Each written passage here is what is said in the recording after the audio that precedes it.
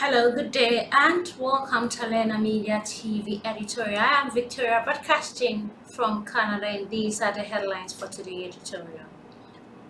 Historical and cultural artifacts have been stolen from Tigray region ranger zone. National interest prevail as African leaders tread carefully on Ukraine crisis. Somalia students fleeing the war in Ukraine will continue their studies in Hungary and Serbia. Bringing you this and more in detail after the short break. Stay tuned.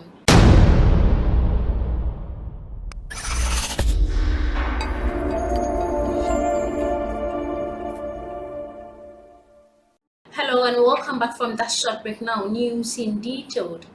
Historical and cultural artifacts have been stolen from Tigray region ranger zone.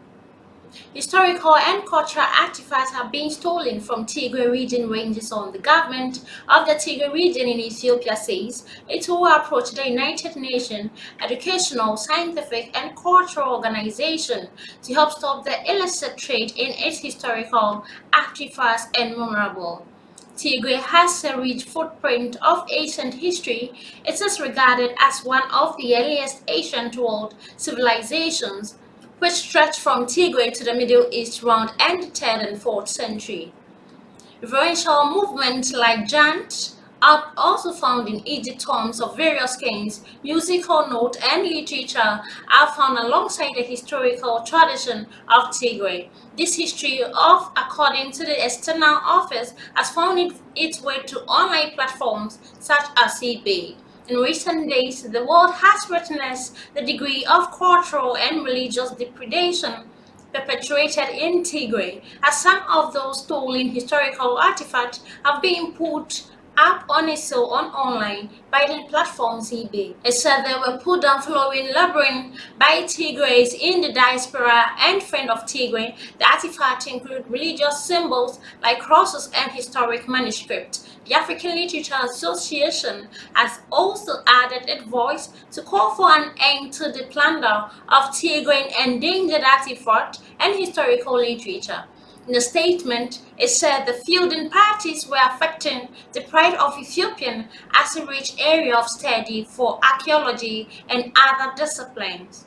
The association said, as part of a research community that has been involved for many years in the study of Ethiopian culture, we are saddened about the flight of civilian population and are increasing concern by the effect of the conflict on the cultural heritage of Tigray.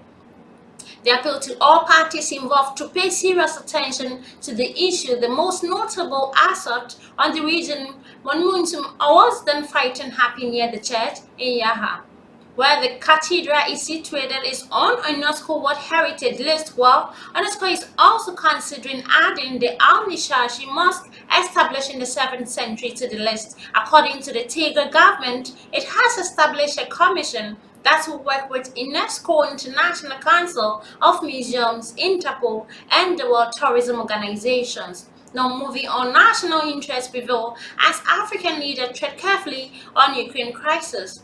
African countries are treading carefully in Russia-Ukraine war to protect their national interests, even as they defend the rights of African tribes in war zones. Available data indicates that most African countries source most of their military equipment from Russia and may not want to bid a figure that fails them in the ongoing calls to condemn the war. While African leaders have been vocal and united in condemning discrimination against Africans in the humanitarian assistance in Ukraine, they are conscious in the condemnation of the aggression by Russia.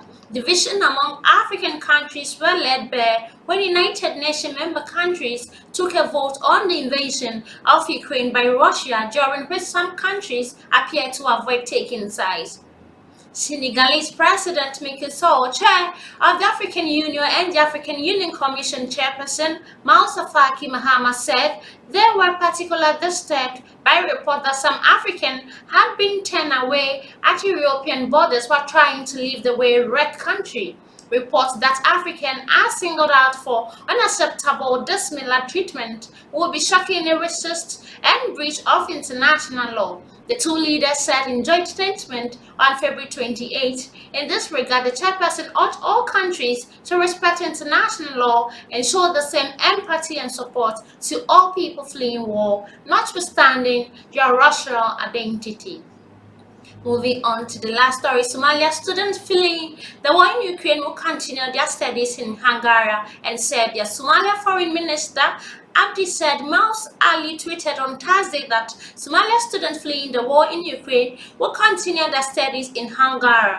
Ali said the Hungarian counterpart Peter Sadul had assured him that the students will receive accommodation and take courses at the country's university.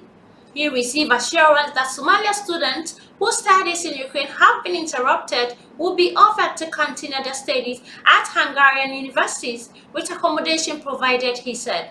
Ali received a similar pledge from Serbia Foreign Minister Nikola Selegov. He said that over that past week he spoke with the foreign ministers of Central and Eastern European countries affected by the Russian invasion on Ukraine. On Wednesday, Somalia voted with 140 other nations for United Nations General Assembly resolution deploying Russia actions and calling for the immediate withdrawal of its forces. On Wednesday, Somalia voted with 140 other nations for United Nations General Assembly. Somalian embassies in Belgium and Germany helped secure safe passage for about 130 students and unidentified member of Somalia residents. This is where I end the editorial on Alena Media TV. I am Victoria and thanks for watching.